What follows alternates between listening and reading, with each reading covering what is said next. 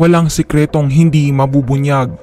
Yan ang pahayag ni Risa Hontiveros nang kumpirmahin ang pagkatao ni Mayor Alice Guo o mas dapat tawaging Guo Waping. Narito ang buong detalye. You are watching SGG News Edition. Sa wakas ay lumabas na rin ang katotohanan sa likod ng pagkatao ng isang Mayor Alice Guo. Matapos ang ilang buwang investigasyon at Senate hearing, ay nagtapos na ang panluloko at pagpapaikot na ginagawa ni Mayor Alice Guo sa Senado maging sa buong bansa. Sa inilabas na dactyloscopy report ng National Bureau of Investigation o NBI, kaugnay sa comparative examination ng mga fingerprints na na-recover ay magkatugma.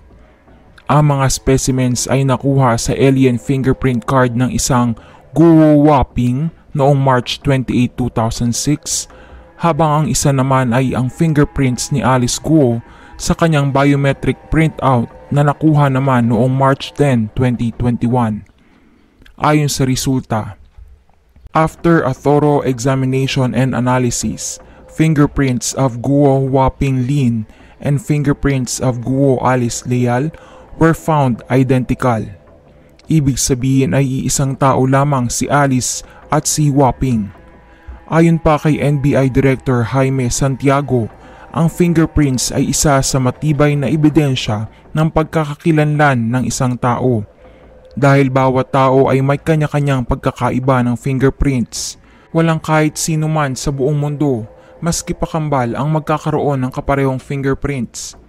Patuloy raw na tutulong sa Senate hearing ang kanilang ahensya upang matuldukan ang kaso nitong si Mayor Alice Guo. Narito naman ang naging buong pahayag ni Senator Risa Hontiveros kaugnay dito.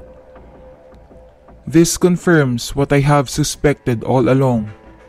Peking Pilipino si Mayor Alice, or should I say, Guo Waping. Dagdag pa ni Hontiveros, siya ay isang Chinese national na nagbabalat kayo bilang Filipino citizen para mapadali ang mga krimen na ginagawa ng Pogo.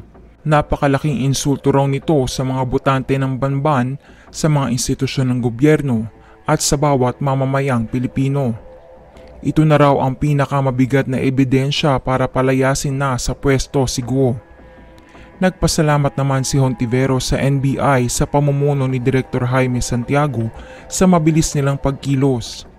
Nananawagan din siya sa opisina ng Solicitor General na bilisan ang pagsasampa ng quo warranto case laban kay Mayor Alice Guo. Dapat lamang daw na mapanagot siya sa lahat ng krimen na ginawa niya at ng kanyang Pogo Hub. Hindi pa raw tapos ang kanilang mga ilalabas na revelasyon. Nagbigay din ng babala kay Guo Waping si Hontiveros at sinabi nito na sa lalong madaling panahon, malalaman namin ang buong lawak ng iyong panlilinlang. Magpapatuloy ang aming investigasyon sa Senado. Maghuhukay tayo ng mas malalim at hahanapin ang mga sistematikong ugat ng ating problema sa Pogo. Para sa ating mga manonood, anong opinyon ninyo sa isyong ito? Leave your comment below.